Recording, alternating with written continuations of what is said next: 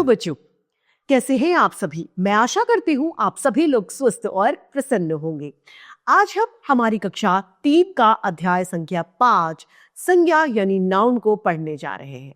तो आइए इस अध्याय को प्रारंभ करते हैं। यह है अध्याय 5 संज्ञा यानी नाउन। तो आइए ये बताते हैं संज्ञा क्या है यानी नाउन क्या है। यदि मैं बोलचाल की दृष्टि से आपको बताऊं तो संज्ञा नाम है। क्या है?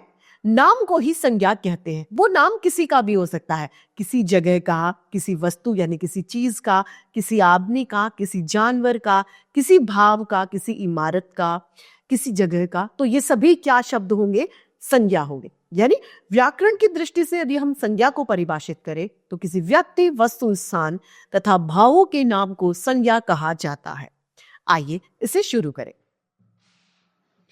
देखिए, पढ़िए और समझिए।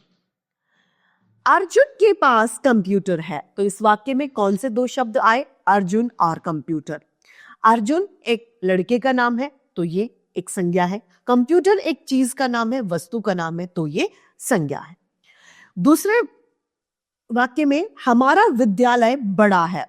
तो विद्यालय क्या है? एक जगह का नाम, एक इमारत का नाम, तो अतः ये क्या है? एक संज्ञा है। तीसरा है सेबों में मिठास है। सेब एक वस्तु है, मिठास एक भाव है, अतः ये क्या है? संज्ञा शब्द हैं दोनों। अनुज एक लड़के का नाम है, कंप्यूटर एक वस्तु का नाम है, विद्यालय एक जगह का नाम है, सेब एक फल का नाम है, मिठास एक भाव का नाम है। तो ये सभी क्या है? संज्ञा। अतः ये कहा जा सकता है कि किसी व्यक्ति, वस्तु, प्राणी, स्थान या भाव का बोध कराने वाले शब्दों को ही संज्ञा कहा जाता है। संज्ञा के 3 भेद होते हैं। कितने भेद? 3 भेद।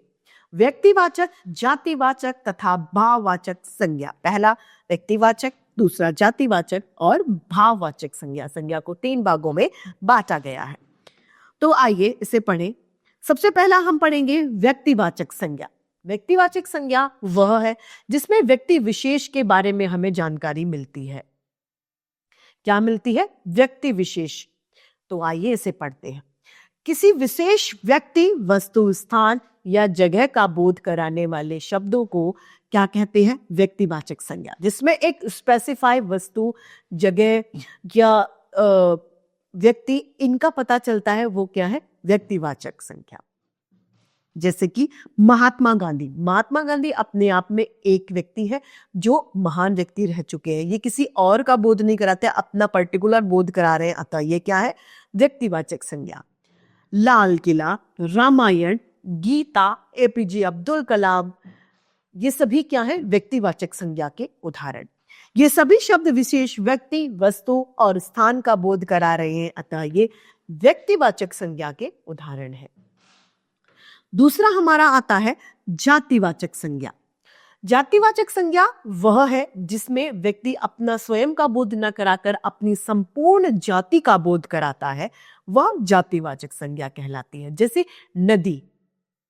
नदी में सारी नदियां आ गई, ऐसा नहीं। अगर गंगा नदी आता तो वो एक क्या होता?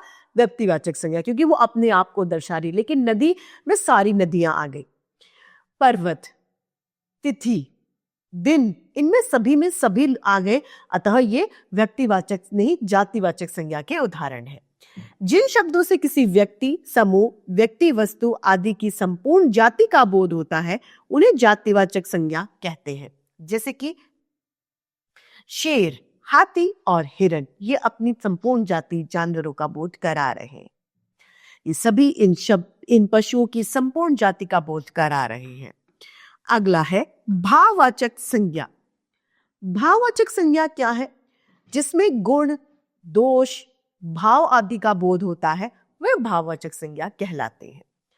किसी प्राणी के भाव, वस्तु के गुण, दोष, अवस्था आदि का बोध कराने वाले शब्द भाववाचक संज्ञा कहलाते हैं। जैसे कि बुढ़ापा, बचपन, खुशी, मिठास, जवानी, ये सभी क्या है? भाववाचक संज्ञा के उदाहरण। अतः ये कहा जा सकता है कि ये सभी शब्द अवस्था व भाव का बोध करा रहे हैं, अतः ये भाववाचक संज्ञा के उदाहरण है। तो ये अध्याय हमारा यही समाप्त होता है। आइए इसे एक बार दोहरा लें कि हमने इस अध्याय से क्या जाना, हमने क्या सीखा। किसी व्यक्ति, वस्तु, स्थान व भाव के नाम को ही संज्ञा कहते हैं। संज्ञा के 3 भेद होते हैं: व्यक्तिवाचक संज्ञा, जातिवाचक संज्ञा तथा भाववाचक संज्ञा। व्यक्तिवाचक में किसी विशेष व्यक्ति, वस्तु, स्थान की जानकारी मिलती है। जातिवाचक में संपूर्ण जाति का बोध होता है तथा भाववाचक में किसी व्यक्ति, वस्तु की गुण, दशा, अवस्था आदि का बोध हमें होता है। तो इसी के साथ हमारा आज का यह अध्याय और कक्षा यही समाप्त होते हैं। फिर से ऐसे रोचक अध्याय लेके आप सभी के समक्ष प्रस्तुत होते रहेंगे। आज के लिए इतना ही, फिर मिलते हैं। धन्यवाद।